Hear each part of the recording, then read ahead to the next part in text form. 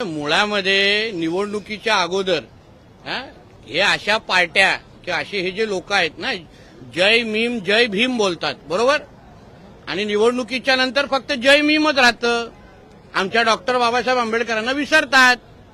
आमच्या संविधानाला कुठल्या संविधानाच्या कुठल्या पानावर नगरपालिकेमध्ये महापालिकेमध्ये नमाज पठण परवानगी आहे, हे डॉक्टर बाबासाहेब आंबेडकरांच्या लिहिलेल्या संविधानामध्ये कुठे परवानगी आहे ह्याचे जरा कागद दाखवा होते मला.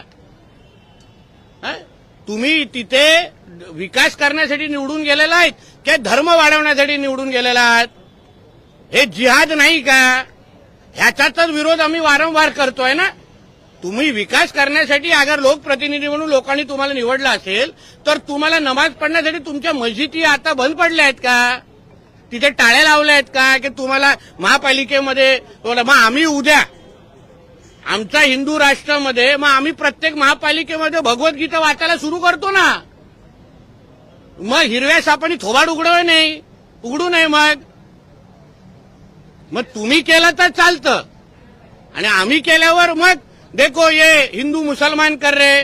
मग आता काय झालंय म्हणजे ह्यांचे शुक्रवारी पण सिलेंडर वरती येणार आणि दर दिवस पण येणार, हे कुठे लिहिलेलं आहे? लक्षात घ्या, माझ्या सिंधुदुर्ग जिथे मी पालकमंत्री आहे ना, अशा लोकांना असे धडे शिकवीन की परत हात कापतील.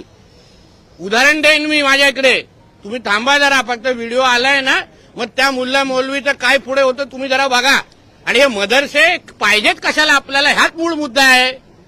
हे मदरसे आतंकवादीचे अड्डे आहेत, आतंकवादी घडवतात. कुठल्या, तुम्ही मला सांगा, कुठल्या इस्लामिक राष्ट्रामध्ये असे आम्ही मदरशाच्या सारखेच आम्ही कुठले हे शाळा उघडल्या आणि तिथे फक्त भगवद्गीता शिकवायला चालू केलं, हिंदू संस्कृतीचे धडे?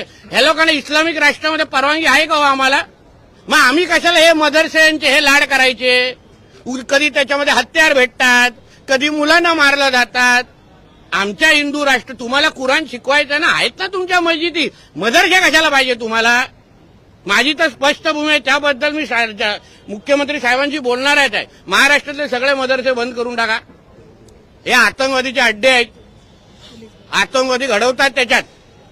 आणि आमच्या इथे बसून तुम्हाला अशा वेगळ्या पद्धतीचे अड्डे चालवण्याची गरज काय आहे? कुराण शिकवत तुम्ही मस्जिदीमध्ये शिकवा ना. म्हणून त्यांना जो काय धडा शिकवायचा आहे ना, त्या मुलं ज्यांनी लहान मुलांना हात लावलाय, बघा पुढे हात थराथरा कसे कापतात.